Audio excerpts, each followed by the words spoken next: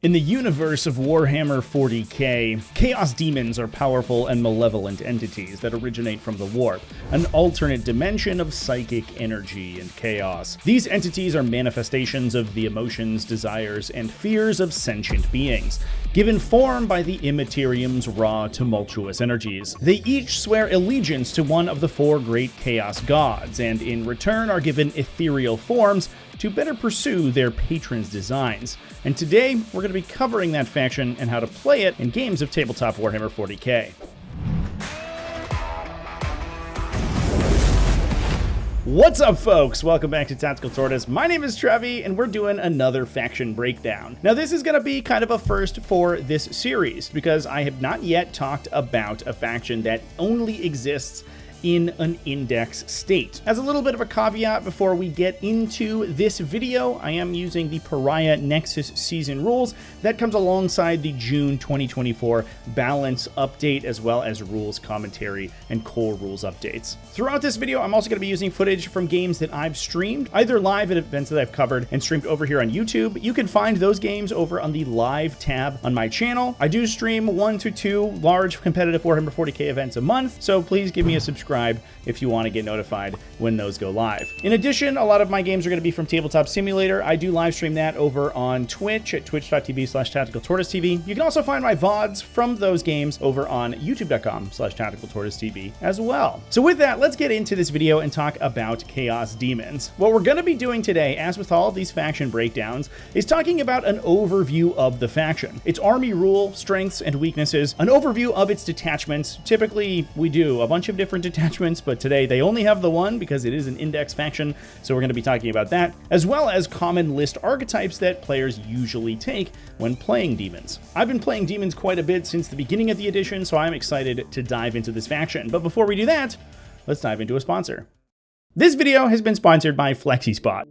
You might notice that I'm a little higher up than usual and also a little bit more mobile, and that's because I'm actually recording this video on my E7 standing desk. I've been using my E7 desk for a couple of weeks. I previously had kind of a more standard L desk that unfortunately for me was pretty short and had a limited amount of workspace. I appreciate the larger space available on the desktop. E7 standing desks are built with motorized standing legs that are able to telescope out and extend to pretty high. Oh, hey, what's up there, tall guy? So small down here. This thing goes up to 51 inches in height at its full extension, so it accommodates the physique of a literal space marine. Working this job in the past, I've been very sedentary, just sitting in my chair all day, and the ability to swap into this standing mode allows me to get a little bit more movement in my day-to-day routine, which has been an absolute godsend, especially as I'm working to try to get my second YouTube channel off the ground, as well as, let's be honest, all of the incredible 40k video games that have released recently. I might have skipped a couple trips to the gym, and having this standing desk available for me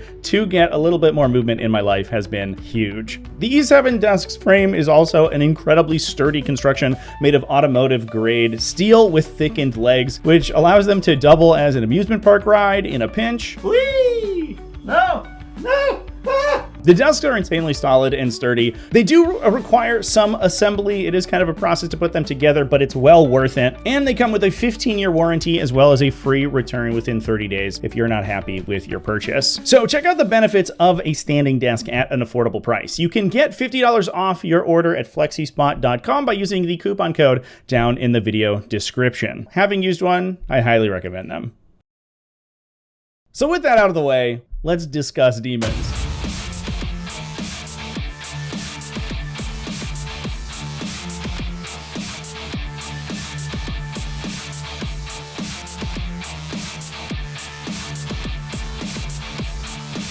The Chaos Demon's army ability is Shadow of Chaos. This triggers several effects based on the demon player's control of certain areas of the battlefield, allowing you to spread the Shadow of Chaos throughout the board. The area of your deployment zone is always considered to be under your shadow. However, the no man's lands, the area between both players' deployment zones, and the enemy deployment zone are under shadow if you control at least half of the objective markers in that area. It is important to note that this is half the objective markers, not more than half of the objective markers. So, for example, if you are playing a mission with 6 objective markers and 4 of them fall in no man's land, that area is going to become Shadow of Chaos as long as you control at least 2 of those 4.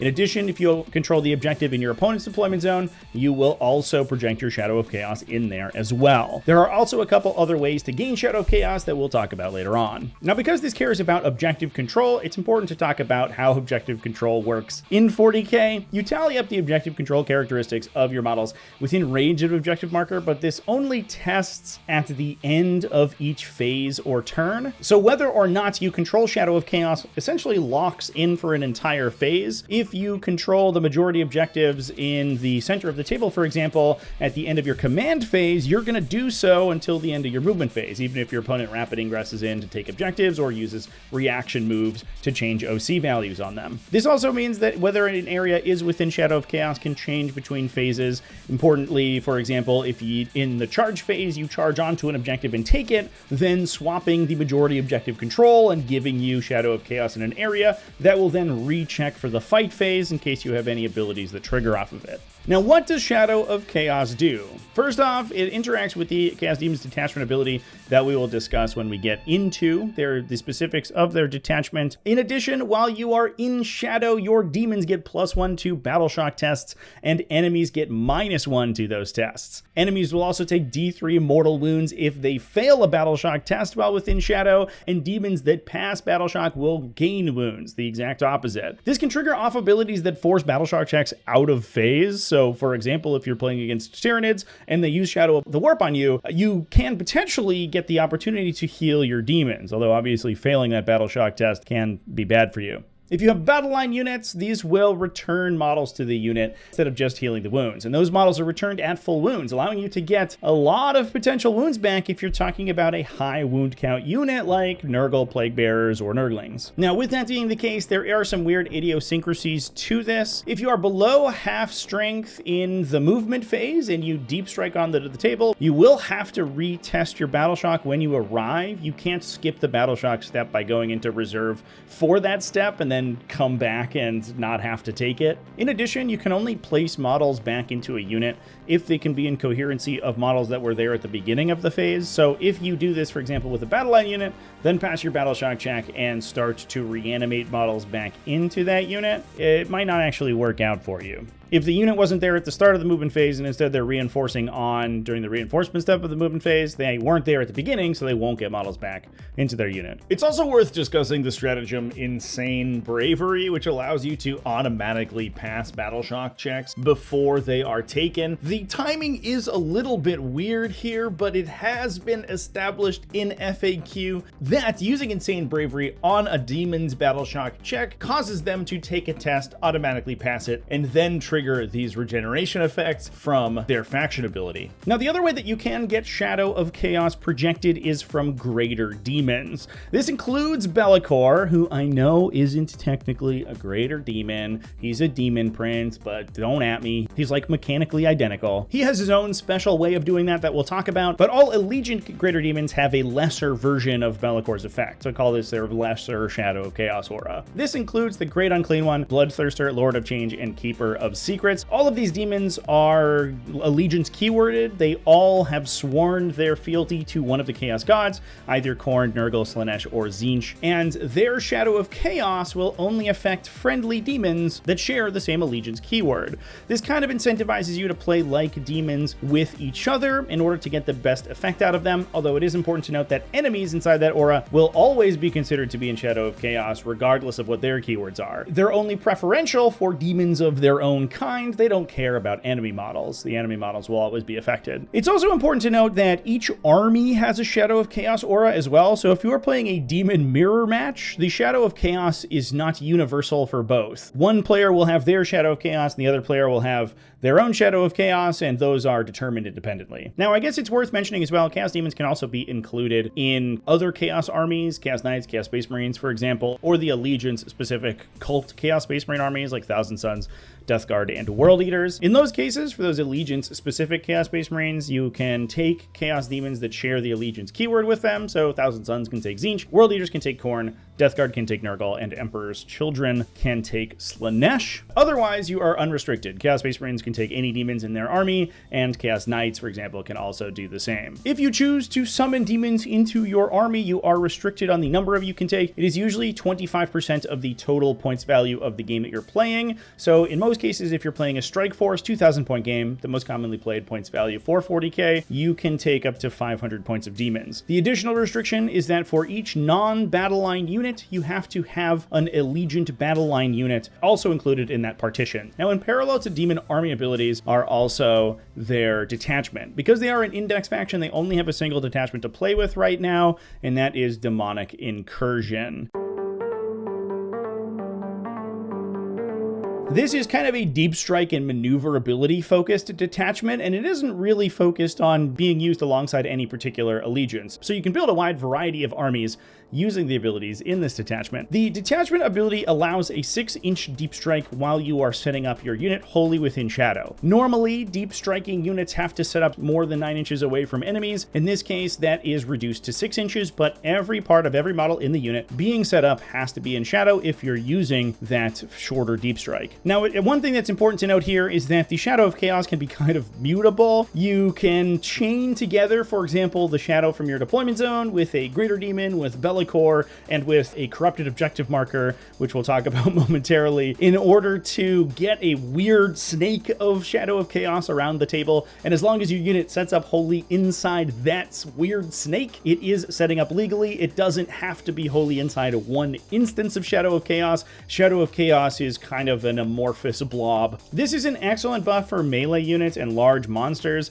It makes them easier to set up near multiple enemies and makes demons actually one of the best armies at charging enemies out of deep strike. You can get some ridiculously easy charges coming out of reserve with this faction, and unless you have really strong screens, you're basically always in danger of getting charged by demons out of reserve. A big use case of this ability is using demons like a nesting doll, or maybe like a mothership, to deploy other demons out of. So for example, you can take a Greater Demon and deploy them 9 inches away from enemies as normal. Once on the table, they then project their 6-inch aura of lesser Shadow of Chaos. That then allows you to deploy additional models 6 inches away from that same enemy unit on top of that. Especially if you don't have a unit that needs to get into melee that turn, or if you're using multiple Greater Demons to just sort of, like I said, rush and nesting doll their way out, you can actually chain together some crazy deep strikes. This is also synergistic with some other stratagems in the faction that we'll discuss momentarily. Now, I'll mention very quickly here the enhancements in the detachment. While the detachment itself is not focused on a single allegiance keyword, the enhancements are, and to be honest, demons may have the single best set of enhancements in 40k. However, the units that they can be assigned to are very restricted. Each one of them can only be applied to a unit of a specific allegiance keyword, which allows them to make more powerful enhancements because the units that they can set up on are a much narrower group. These are basically all worth playing if you are playing demons of that allegiance, and when I go talk about specific allegiance breakdowns, I will discuss them later on. So with that, let's talk about the stratagems in this detachment, and I will discuss them in what is my opinion the order of most to least important. Realm of Chaos is the first one. This allows you to uppy downy, essentially put a unit into reserve from the battlefield at the end of your opponent's turn. 1 unit or 2 units if they are both within shadow. This is an incredible stratagem. It makes demons hyper maneuverable and great at missions. And it also means that the deep strike synergies that this army has available to it are going to be useful throughout the entire game, not just when you're coming out of natural reserve. Now, there are some rules I should mention here. The stratagem does specify that units enter strategic reserve. In the core rules and in previous season rules for competitive seasons, the units in strategic reserve haven't been allowed to come back on turn 1, but only if they're using the standard strategic reserve rules. Demons have deep strike across the board. Every single unit in the faction has the deep strike ability, and if you are in strategic reserve, you can use deep strike to arrive back on the table. So if you are going second as the demon player, you can pull units into reserve at the end of your opponent's first turn, then on your first reinforcement step, bring them back in. This only works if you're going second, and they must have the deep strike ability, but everyone does, so that's easy. The stratagem also requires you to come back on the table on the subsequent turn. You aren't allowed to hold your units in reserve for multiple turns. You are required to come back in the next round. So you can't, for example, put your units up in and then hold them to then rapid ingress them later. Now, normally abilities like this are only effective on a single unit. Demons getting 2 units if they're in Shadow of Chaos. And you have to keep in mind that this usually includes units within 6 inches of your greater demons and inside your deployment zone. So it's actually really easy to do. You very often have multiple units that you want to be picking up and putting down every turn. This is also synergistic with the next stratagem we want to talk about, Denizens of the Warp. This is a 3-inch deep strike. It allows you to set up 3 inches away from enemies, but you can't charge after. So you can get shots on people, you can steal objectives from them, and you can complete actions. You just can't charge them. That's fine. These abilities are amazing, and especially if you have greater demons that are okay with taking the turn off from charging, and they can just shoot guns or whatever, you can use them to deploy units out 6 inches away from enemies, basically anywhere on the table. It's so incredibly hard to stop these unless you have area denial effects. Things like Infiltrators, Omni Scramblers are a little bit of a nightmare because they beat both the 6-inch deployment from Shadow of Chaos and the 3-inch deployment from Denizens of the Warp, but in basically all other instances, this stratagem absolutely rules. It also forces your opponent to condense their screening on their objectives. It is screenable off of objectives. If you cover the center puck, essentially, of the objective in models, then by definition, those models are going to be within 3 inches of the edge of the objective control zone of that objective marker, so you can prevent enemies from jumping onto it. However, that does require them to position in weird ways in order to defeat the demon army, and it requires them to have the models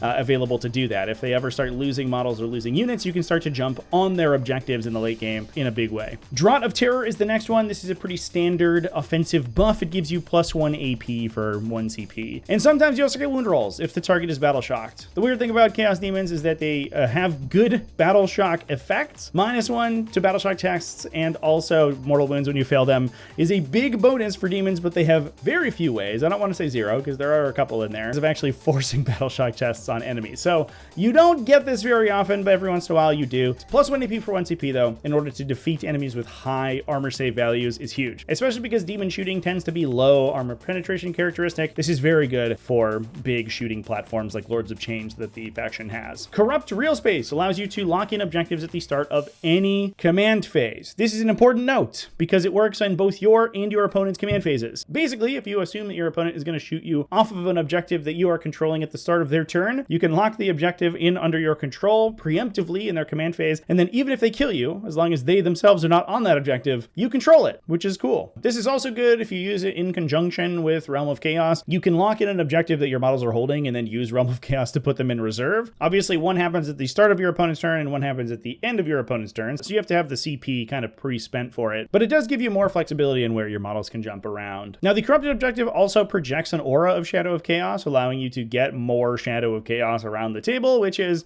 not huge, but a nice bonus. Warp Surge is another buff. This gives you the ability to advance and charge. It's used in the charge phase, which is great. If you roll a trash advance roll, you're not locked in on using it, and if you shoot the enemy to death or charge them with something else, you may not have to spend the CP at all. That's the best timing for a stratagem like this, but it does require you to be in the Shadow of Chaos. That isn't too hard if you've taken the center objectives before charging, or you just are a greater demon, but that is important to keep in mind. You can't always advance and charge with a demon army. Demonic Invulnerability is the last one. It gives you reroll 1s on invulnerable saves against shooting attacks in your opponent's shooting phase. It's a little specific. It's good if you're taking 6 or higher saves, especially on high volume enemy attacks where they're combining all their fire onto a single target, but because it's only shooting phase, only ranged attacks, and it doesn't work on armor saves, which is very rare that it comes up, but occasionally you have 4+ base armor save demons that are in cover and could take a 3+ save. They then can't use Demonic Invulnerability to reroll those saves because they're armor saving throws, not invulnerable saving throws, and that list of riders does make this a fairly mediocre defensive stratagem. So with that, let's talk about a brief overview of the faction's strengths and weaknesses.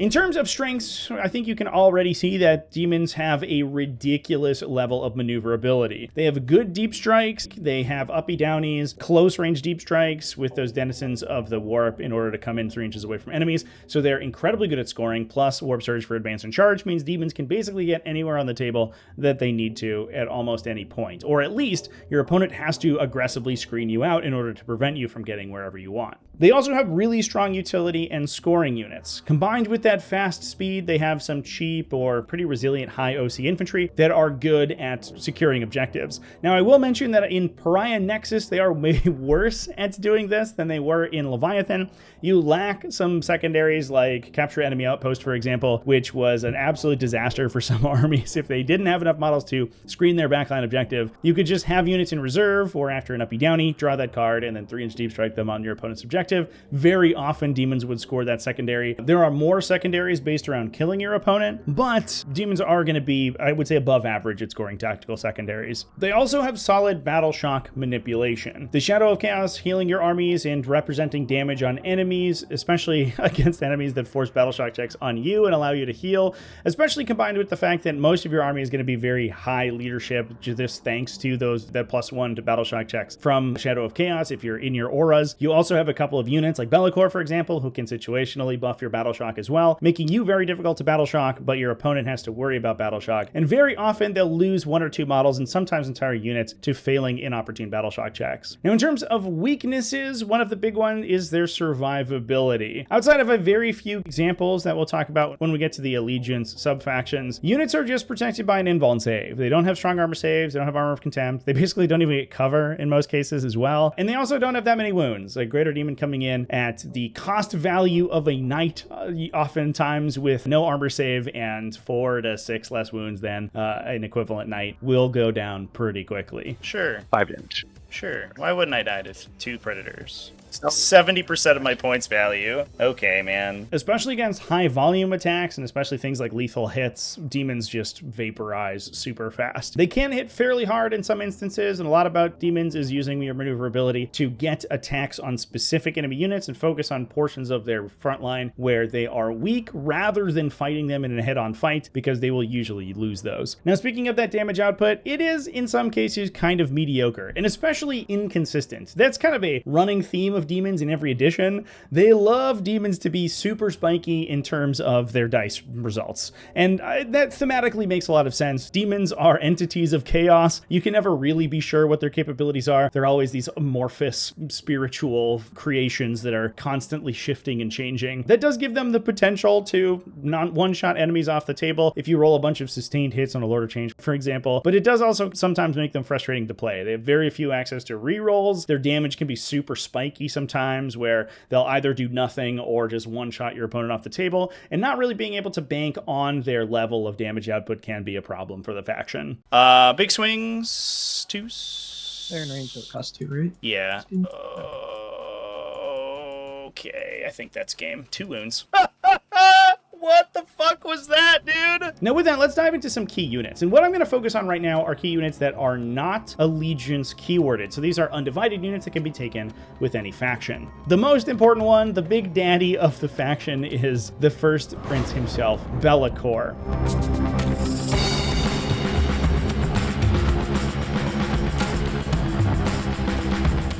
Now, I have an entire video talking specifically about Bellicor, so if you want me to go into excruciating detail on that guy, check out my datasheet deep dive on him. But just to summarize things here, Bellicor is a bit of an idiosyncratic character in 40k. He's expensive, he has low survivability, and he has very mediocre damage output, but he has incredible army support. He keeps the army safe from guns by preventing enemies outside 18 inches from shooting at your units within 6 inches of Bellicor, which is hugely powerful. He also synergizes well with Shadow of Chaos by projecting a permanent Shadow of Chaos aura for all units 6 inches away from him. So he is not Allegiance keyworded. He has no allegiances himself, however, he works with any allegiance. This makes him a very good delivery system for other greater demons, for example, who don't need a friendly greater demon with whose views they align, I guess, in order to deliver them to the battlefield. So compared to another greater demon, Bellicor trades some of that survivability and output for a lot more utility. He's also very important in the fact that he can force enemies to come close to the demon army in order to attack them.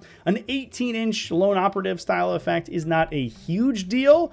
It doesn't really prevent any shooting on you, but it does prevent shooting from farther than you can counterattack it. So a lot of times what you're trying to do with armies, including Be'lakor, is force your opponent into a position where they have to move into the center of the table to attack your most important units. And if they do that, you then get to just deep strike demons on them and kill them. And that is the hope. He's not perfect for every single demon army, but he is a huge force multiplier for the ones that can take him. Now, on top of that, soul grinders, I think, are important to mention here as well. Like some of the undivided units in the index, they choose an allegiance keyword and get a bonus based on the keyword that they've chosen. The most popular ones are, I think, Tzeentch or Slaanesh for their really powerful ranged attacks, or Nurgle for their indirect fire. But the big thing that soul grinders do is they add another really strong monster profile. These guys have okay shooting, but also really good melee, and they're fairly survivable, and they can be slotted into any archetype as long as they choose that allegiance keyword that matches that archetype. So they can synergize with basically any of the other greater demons or demon effects, regardless of what allegiance you're trying to go for. As long as they choose the allegiance when you're building the list that matches whatever you want to do with them, they can fit into that and kind of smooth over building sub-faction specific demons lists, even though they only have the one detachment. Now, with all those being discussed, this is the part of the video where I would normally talk about other important units and main army archetypes. But since the demon faction only has one detachment but divides itself into 4 sub-factions, I'm just going to go ahead and talk about each of them individually. I'm basically going to treat them as their own mini factions, talk about their strengths and what they can grant the demon faction, as well as what an allegiant army using that allegiance keyword typically looks like. Demons are able to play both in an allegiant style, where you are focusing on a specific god keyword, or playing in more undivided style, where you're able to take a bunch of different allegiances together, and I'll talk about both of those varieties. It should be mentioned that if you choose to focus your demon army more on a single allegiance keyword, you'll get a little bit of kickback in some abilities on your datasheets that synergize with other units with that keyword. You also obviously get the benefit from your greater demons that all of your demons, or at least the majority of them, possess the correct keywords in order to make use of the Shadow of Chaos auras. Now, I also think it's important to mention that these aren't like mechanical differentiations. Your demons will just have a keyword and oftentimes benefit from that keyword, but when you build your list, you don't have to choose whether you're allegiant or undivided. You just bring demon units. If you want to bring more that synergize with Slaanesh, for example, you can just do that. It's not like previous editions where you're declaring that you belong to a specific allegiance, whether it's undivided or god specific. When you build your army, you just take whatever units you want, and if you want to build those synergies into your army, that's what you can do. First up, let's talk about Nurgle.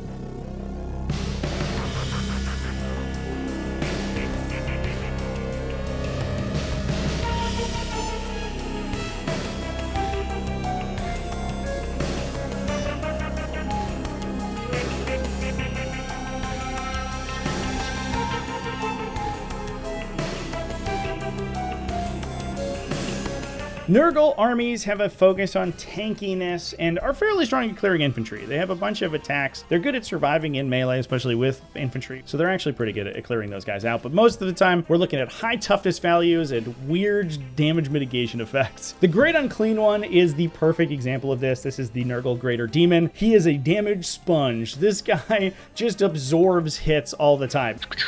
Okay, then. Good game, my friend. Good game. I will take 2 damage from your big doom drop. Yep. Wow. Alright. And he's the one exception to the general weakness that demons have about tankiness. The Grit and Clean One is super tough. He's got his good invulnerable save, and he's also backing it up with a Feel No Pain. If you also equip him with the Nurgle enhancement, the Endless Gift, it's probably broken. I actually would not be surprised if this thing gets changed in the future. It gives him a now permanent 4+ Feel No Pain, because he's always considered to be his own lesser shadow aura.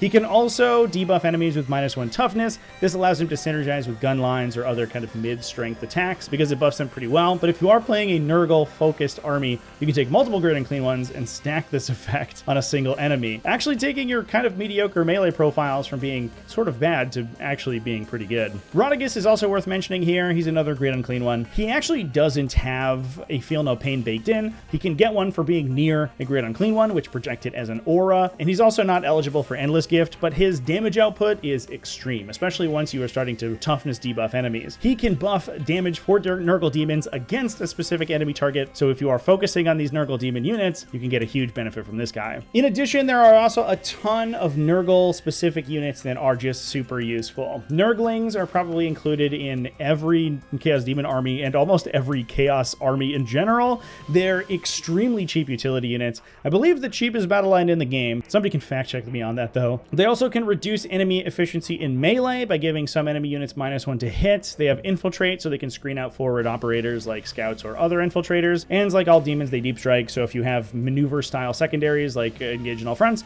you can just drop Nurglings in that area and score it easily. It is important to note though that they are OC0, so they can't do actions, which is sad for them. Plague Bearers are extremely tanky, high OC infantry. They're probably some of the most efficient infantry at holding ground in the game. They have objective secure, so they can lock objectives in under your control. It's not the same as corrupting an objective with the stratagem. It doesn't count as a Shadow Chaos Aura. It's important to keep that in mind, but it is still useful, especially for your home objectives. You can lock that in early game and then teleport the Plague Bearers away without fear of losing it.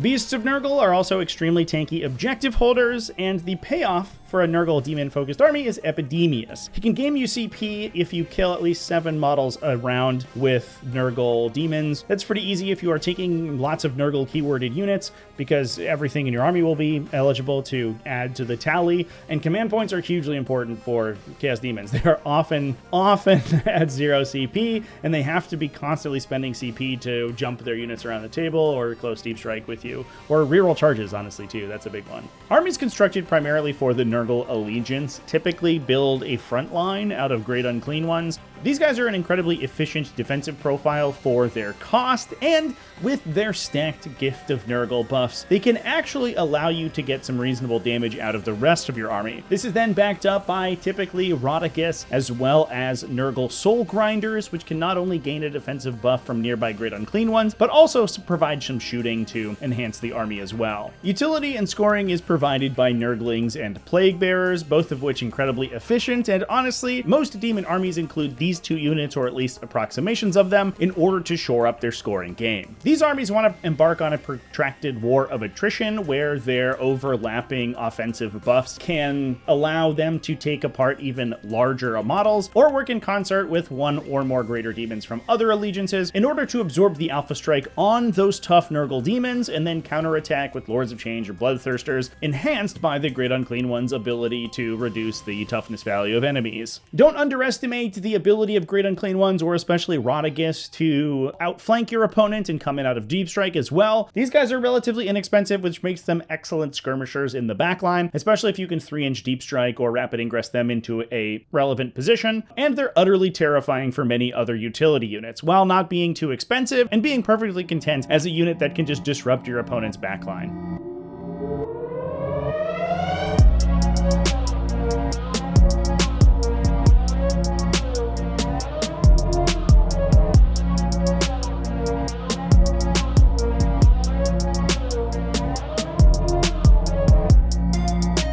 Slaanesh is kind of another side of the same coin. They're sort of idiosyncratically tanky. They apply a lot of hit and wound modifiers to enemies, and they have some feel no pains of their own, so they are deceptively hard to kill. They're also ridiculously fast. They have the fastest units in the faction, and they compound the demon's already pretty strong maneuverability with just insane speeds. Keepers of Secrets are super duper fast, fairly tanky, heavy infantry sweepers. They have lots of 3 damage attacks, and they're good for clipping through units like Gravis Armored Space Marines or Terminators.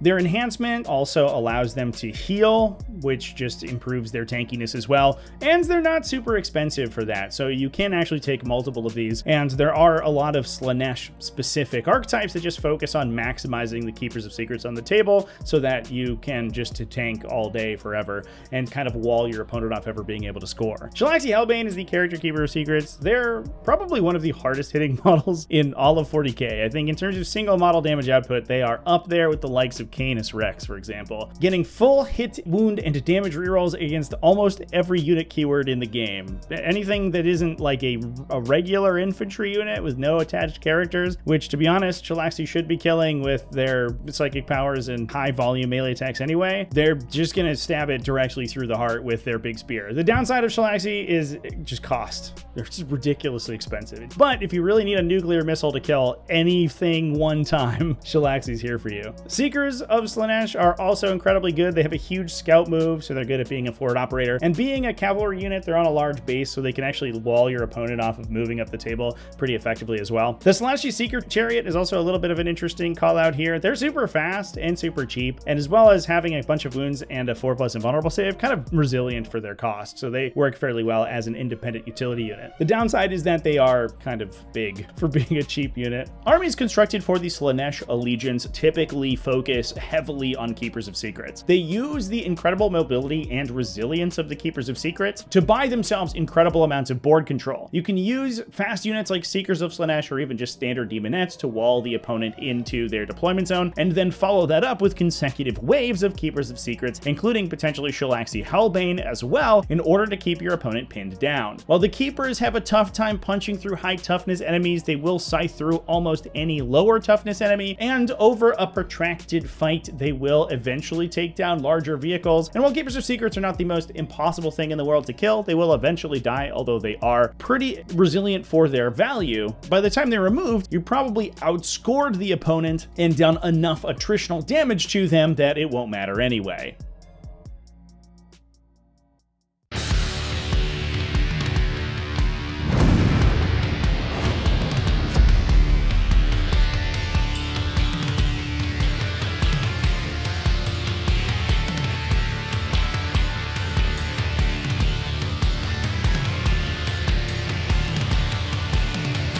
Khorne armies are, to be honest, fairly fragile. It feels weird for the army that always wears big brass armor suits, but there it is. These guys just fall over immediately. They do have extreme damage output in melee, however, especially against single targets. They're less good at sweeping infantry, although they tend to be able to sweep for a bunch of attacks, and especially against heavy infantry or medium units like Space Marines, they can kill a bunch of them with 2 damage sweeps in a lot of their profiles. But if you're trying to hit a tank or something, especially that doesn't have an invulnerable save and can't protect itself from high AP melee attacks, Khorne Demon is just going to cut them in half. Bloodthirsters are incredible melee counter punches. Demonic Incursion's already really good at delivering melee units to the fight, and Bloodthirsters are great at that. They have a little bit of redundancy as well in the fact that they do mortal wounds at the end of the phase, so sometimes your opponent can survive on a couple wounds, and then Bloodthirster is able to kill them regardless. Argath, the King of Blades, is the Khorne enhancement for Demonic Incursion. It just improves the damage output of your greater demons or any demon that's applied to it. This is one that doesn't necessarily have to go on a greater demon. You could put it on something like a Rendmaster in order to buff their melee output, and it's just fine. But it's amazing on a Bloodthirster since they always get the enhanced effect of that enhancement. Scarbrand is cheaper than a Bloodthirster and has similar damage to an upgraded Bloodthirster. However, he doesn't have that end of turn mortal wound output, so he's a little dicier. However, his big melee strikes have flat 6 damage, which is just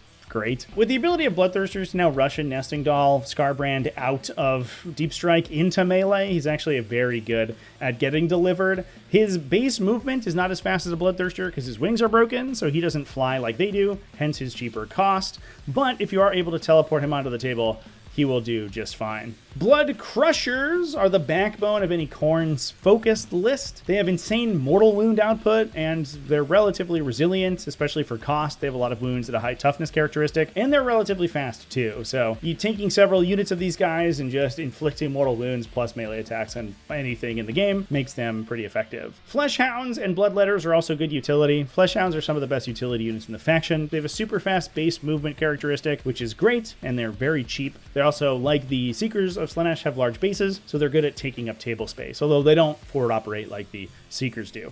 Bloodletters, on the other hand, are a good disruption piece. They're high OC battle line infantry that, with the demon bonuses, and like many of the other infantry units in the faction, have an Instrument of Chaos, which gives them +1 to charge. So they actually get 5-inch charges out of Deep Strike if they're deploying out of Shadow of Chaos, rather than 6, which is super good. And they have high OC values, so they're good at taking objectives away from enemies. They have solid damage too. They're 2 damage melee attacks at a pretty solid AP, and with some rerolls baked in, which is nice.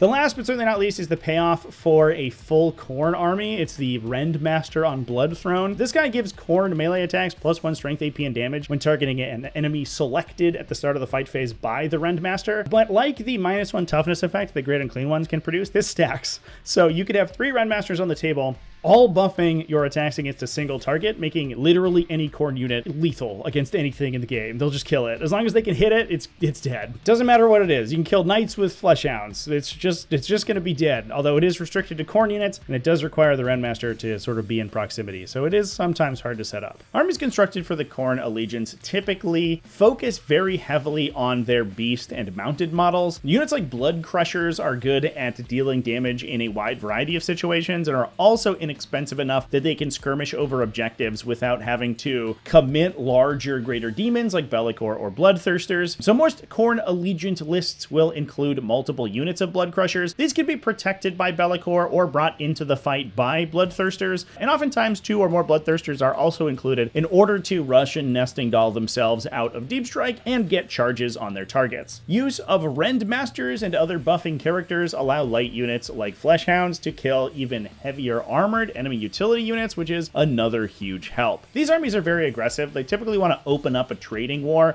with their opponent by using Blood Crushers or Fleshhounds to move in and clear out enemy utility units, forcing the opponent to counterattack and allowing a rapid ingress or demonically incursioned group of demons, whether they be greater demons like Bloodthirsters, Bloodletters, or Blood Crushers, to retaliate and clear them out. The Khorne Allegiance has one of the best sets of internal synergies out of all the different Allegiance subfactions. Part of this is the Rendmaster being such an incredible force multiplier for basically any Khorne demon, like bonuses to hit or even additional attacks that can apply to units like those Blood Crushers and allow you to get additional value out of them. If a Khorne army can engage across a wide frontage and affect units with multiple of these buffs, they can really start to take down even heavy targets with their lighter, more inexpensive infantry. And that simply makes counterattacking harder for the opponent because they'll have to split their fire between the lighter Khorne beasts and cavalry and the heavier Bloodthirsters.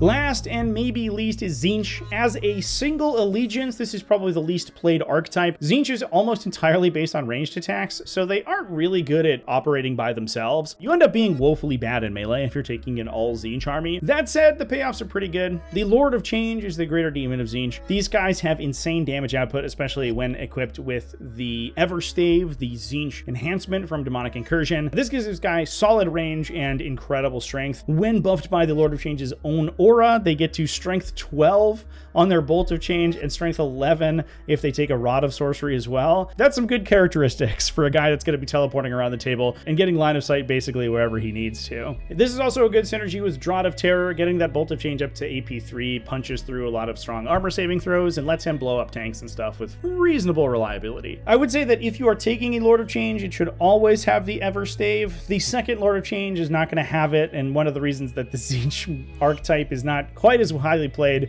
is that second Lord of Change is orders of magnitude less powerful than the first one without that enhancement. They do have some internal synergy, however. The Burning Chariot is a good support piece, not just for Tzeentch units, but anyone with ranged attacks, but I mean, it's, to be fair, mostly Tzeentch units. They can cause you to ignore cover, which is good, and being a Demonic Chariot with an invulnerable save, they're kind of resilient. Flamers of Tzeentch are actually very difficult to kill. They have a high wounds count, and most Tzeentch units are protected by that 4+ invuln, which makes them tough to chew through. They also have good anti-infantry, and their attachment is a good disruption piece by slowing enemies down when it shoots at them. That's the Exalted Flamer. Pink Horrors are up there with Plague Bearers, is probably one of the most resilient battle line units in the game. If you can't one-shot them with one attack, attack, which is unlikely, especially if you're trying to protect them with effects like Bellicor's anti-shooting aura. Then they're just going to continue to respawn themselves and expand the size of their unit, so they're very difficult to shoot off of objectives. They do trade that for some expense, though. They're kind of hard to include in armies. And Screamers of Tzeentch are ridiculously fast utility. They are low OC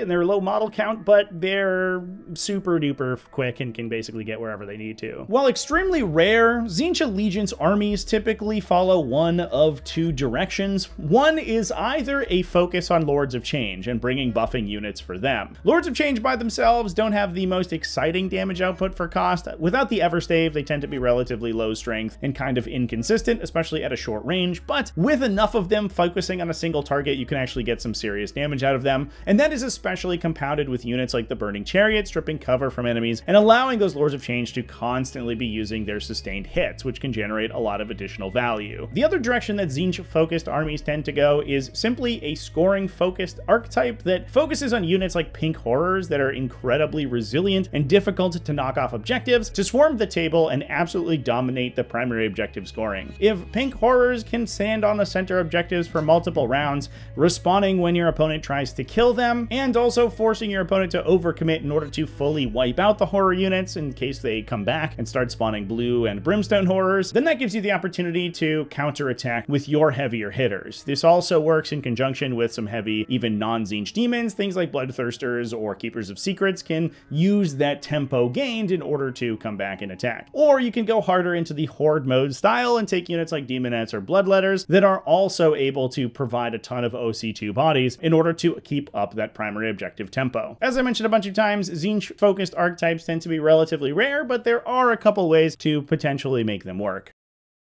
So that's a brief overview of each allegiance. How can we assemble them together in an Avengers-style team to make the most use of the Chaos Demons Index? And this is a concept I like to call the Demonic Adventuring Party.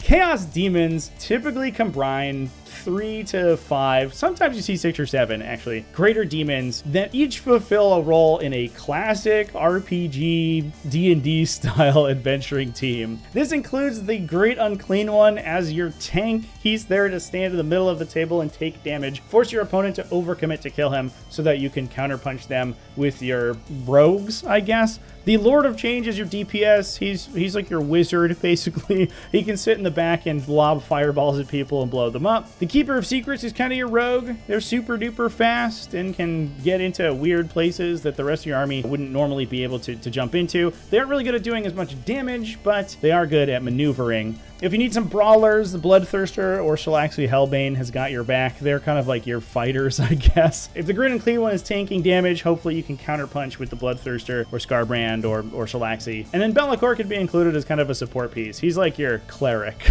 I guess. He's got those good buff spells. I don't know if this like metaphor holds up, but it feels like to me every time I build a demon list that we're about to be assembling in some sort of musty tavern. You can follow up those greater demons with utility units. Horrors or Plague Bearers are good for holding objectives. Demonettes or Bloodletters are good for taking objectives, and you can have Nurglings and Fleshhounds, other light utility units to just score tons and tons of points. The majority of the damage of your list is going to be coming from that combination of greater demons, and while they don't literally buff each other with their effects, although obviously Bellicor can, with their powers combined, they kind of represent a greater team than the sum of their individual parts. Like I mentioned before, none of the demons are particularly tanky besides maybe Keepers, but they or Great Unclean Ones can act as the damage sponges. You then have melee focused demons that can counterattack and range focused demons that can shoot over their heads, and each of the different types of greater demons kind of fit one of those roles, which is what makes these armies so effective. Now, I'm not going to say that this is the only way to play Chaos Demons, but this is the most common way that they are played, and it's probably, to date, the most effective. Chaos Demons are a faction that rewards smart play, with chicanery, damage output, and maneuverability to apply pressure to parts of the table your opponent is least expecting. They can run circles around lesser or less maneuverable opponents, but they still have a lot of counters. That said, they do have a large toolbox between all of their allegiance keywords and all of the abilities from their index, and one of the strongest scoring games in the meta, so they can still find a way to do well